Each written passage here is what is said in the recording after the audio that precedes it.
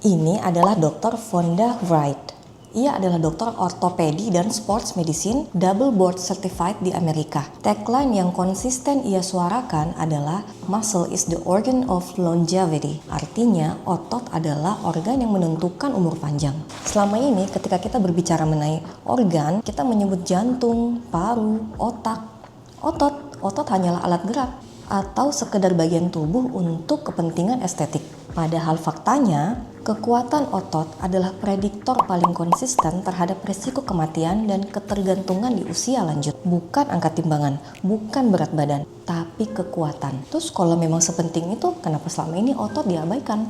Selama ini kita banyak berolahraga untuk mengurangi sesuatu, mengurangi lemak, mengurangi berat badan, mengurangi ukuran, tapi jarang yang berpikir untuk menambah kapasitas. Bayangkan tubuh seperti rekening bank. Kita terlalu fokus bagaimana mengurangi pengeluaran tanpa serius memikirkan bagaimana menambah tabungan. Padahal saat krisis datang, yang menyelamatkan kita bukan pengeluaran kecil, tapi tabungan yang cukup. Kalau kita punya cadangan yang cukup, penurunan kecil tidak akan membuat kita kehilangan fungsi. Saat terjadi bencana biologis seperti sakit, cedera, operasi, kita masih punya persediaan energi dan kekuatan untuk bertahan. Dan saat memasuki fase pemulihan, kita akan bangkit dan pulih lebih cepat karena memiliki modal awal yang lebih besar. Lalu cadangan itu apa? Itu otot.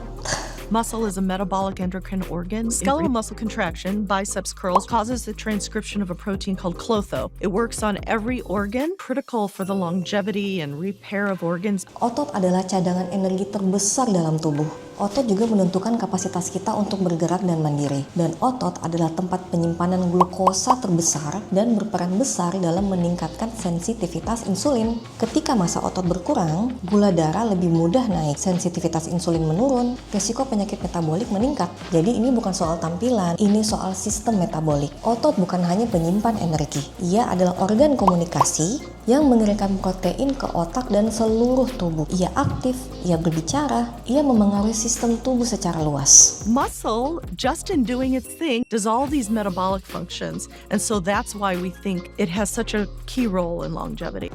Dan di dalam tubuh, otot tidak bekerja sendirian. Tulang dan otot berada dalam satu ekosistem yang sama. Ketika otot diberi beban, tulang menerima tekanan, dan tulang memperkuat dirinya. Muscle releases a protein called irisin. It talks to the bone. When bone releases a protein called osteocalcin, it talks to the muscle. Ketika otot melemah, tulang kehilangan stimulus, lalu kepadatannya menurun. Otot dan tulang saling memberi sinyal. Artinya saat kita melatih otot, kita juga sedang melatih tulang kita.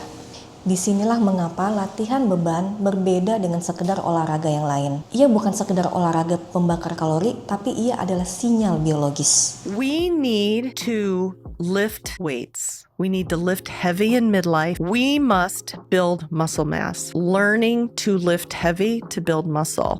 Tubuh memiliki satu sistem yang tidak pernah berhenti bekerja, yaitu adaptasi. Jika tidak ada beban, tubuh akan menyesuaikan diri lebih efisien. Dan efisien ini berarti massa otot menurun, kekuatan menurun, dan densitas tulang menurun. Itu bukan kegagalan, itu respon alami tubuh terhadap kurangnya stimulus. Sebaliknya, dengan latihan beban, serabut otot akan menebal, koordinasi saraf meningkat, dan tulang memperkuat strukturnya. Semua ini adalah respon biologis. Tubuh itu tidak pernah netral. Ia selalu bergerak ke arah sinyal yang ia terima. Jika kita mulai latihan beban hari ini dan mengulangnya secara konsisten, kita sedang membentuk arah adaptasi menuju kapasitas yang lebih besar di masa depan. We are lifting for strength and power. That's right. I need to be strong. To get strong, we lift heavier weights, fewer reps. Beban yang cukup berat akan memberi sinyal yang cukup kuat, dan sinyal yang cukup kuat akan menghasilkan adaptasi yang lebih besar.